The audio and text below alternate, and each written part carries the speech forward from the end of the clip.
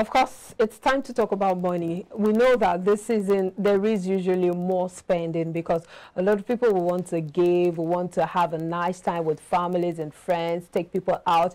But really, is giving just about money? Let's focus on that right now with Charles Fakroha, the finance doctor. Good morning and compliments of the season. Morning. I wish you same. Good morning. Compliments of the season. I wish you same.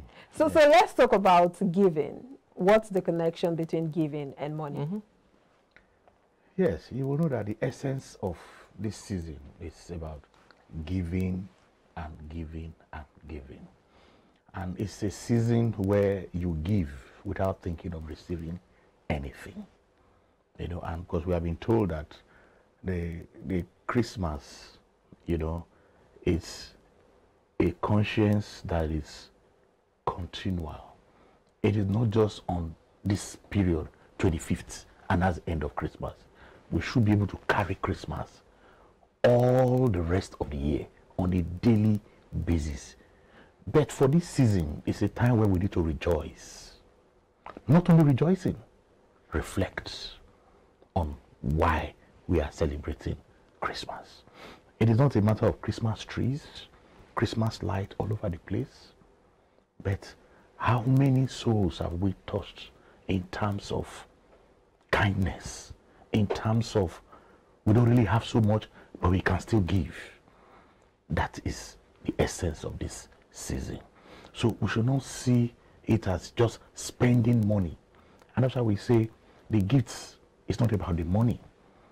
Like my very good mother would tell me, Mother Teresa, she says, it is not the amount of money that is put in the giving, it is the amount of love that is put in the giving. You don't just wake up on the Christmas day or on the Boxing Day, open your gift and you just talk to your neighbor, and on the 27th you are quarreling with your neighbor. So what have we learned from this season? The essence of Christmas, it should stay with us. We continue. That's why it's an open conscience. Christmas is an open conscience. And the young man that we are celebrating his birthday, if we can just imbibe the things he has told us, we'll be having Christmas on a daily basis. So that's why we are saying today, being the day after Christmas, traditionally people say this is the day they go and open their gifts and all that. So the gifting is not about the money.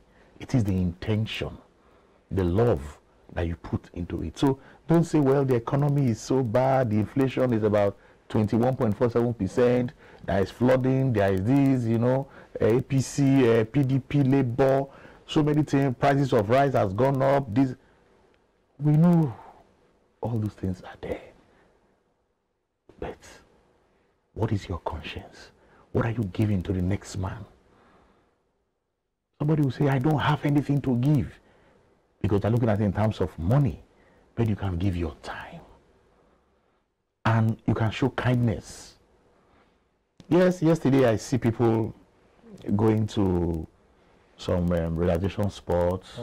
You know, have you thought of the waiter there? Have you thought of the security man there? That is not as, you know, blessed as you. When you were leaving, did you say, oh, please have this for your Christmas? We need to keep having that spirit of giving, because our Creator, in His infinite wisdom and mercy, what happened? I don't want to sound like a pastor.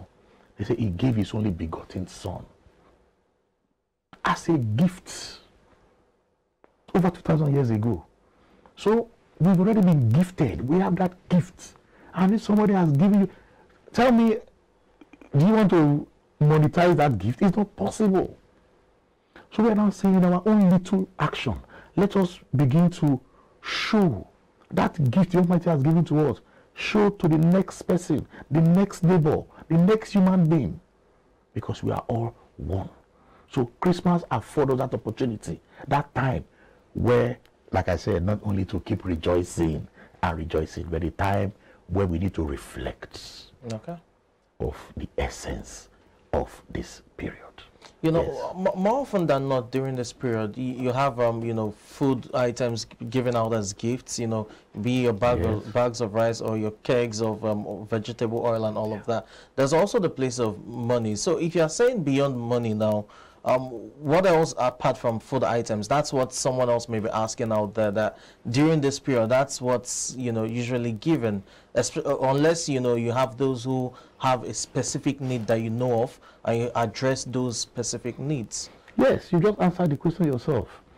You could give your time. Okay. Because some persons will say they don't have money, so that means they cannot give. But we are saying no. You could go to a motherless baby home, play with the children, sing for them. You could also visit a neighbor that is bedridden. You could also go to the hospital. You don't need to know these persons. Go to a neighbor. As we speak now, some people are in hospitals today. You go to those hospitals from bed to bed. Talk to them. Word of kindness. That is enough giving. So every one of us, we have a gift that we can give. And this is the time we make use of that gift. That's what we are saying. It is beyond the money. It is the intention. And, you know, Christmas is a season where everything just stands still. Everything looks softer. Everything looks refreshing. Even when you are annoyed, like this Christmas season, when you see the Christmas tree, you know, in any place you go, it gives you some level of comfort. It gives you some level of hope that things are going to be better. Because if you remember, somebody came to rescue us. And he rescued us.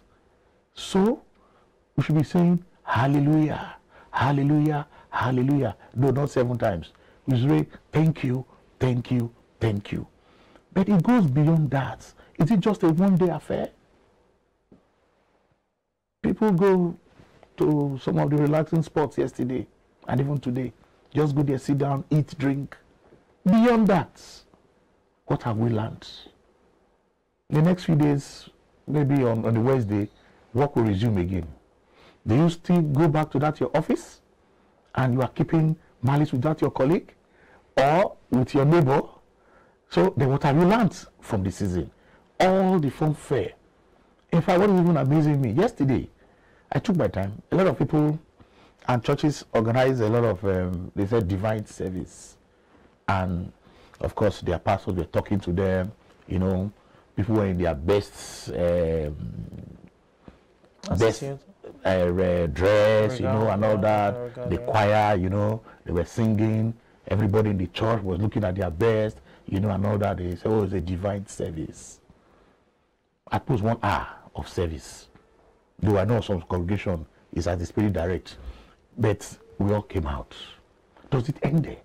Divine service should be in our service to other people. Divine service should continue. You go to your workplace, how do people see you?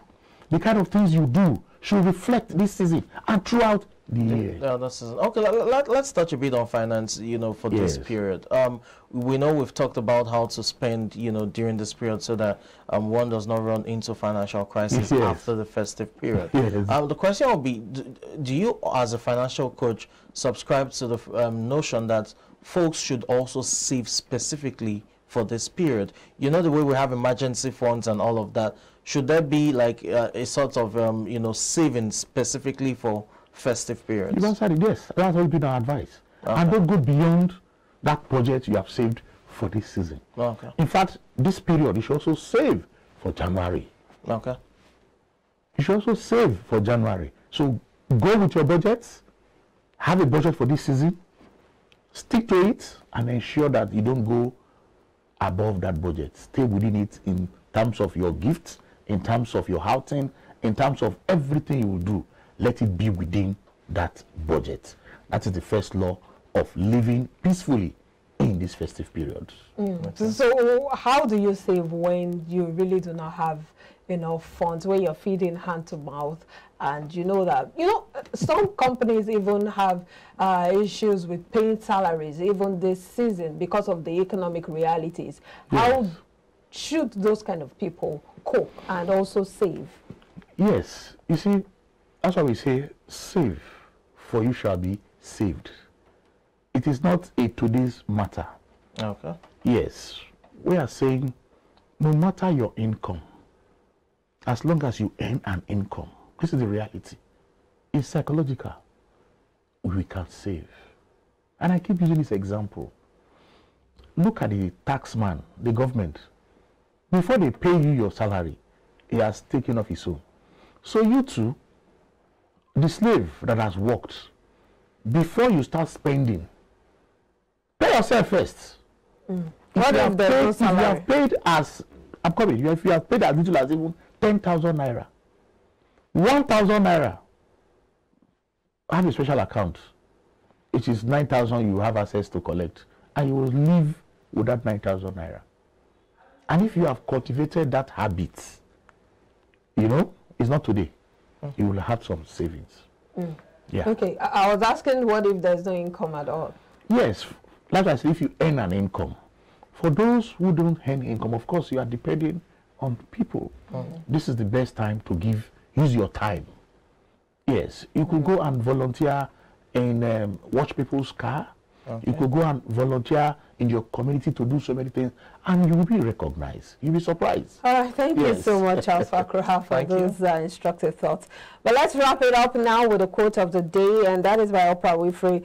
You define your own life. Don't let other people write your scripts. Yep. It's your own narrative. You tell the story. It's what it is. You control it. Your life goes in the direction of your thought and how you want it to go. And so, you know, there's that saying that we cannot change the past, but we can change the future by creating it. So, in the end, we are the creators of our future. How tomorrow goes solely depends on you. Well, we'll wrap it up on that note. Thank you so much for being a part of today's edition of iBrand Daybreak. Have a fantastic Boxing Day celebration. If you've not received your gifts, don't worry. Just put a smile on your face and share the smile also, because as much as you're waiting to receive a gift, other people are also waiting on you. So share what you have, your time, your laughter, your love, your joy. That's very important. Thank you so much for being a part of the show. My name is Omobolanle Adeshi. Have a splendid day. I'm Samson Lady. Compliments of season, folks.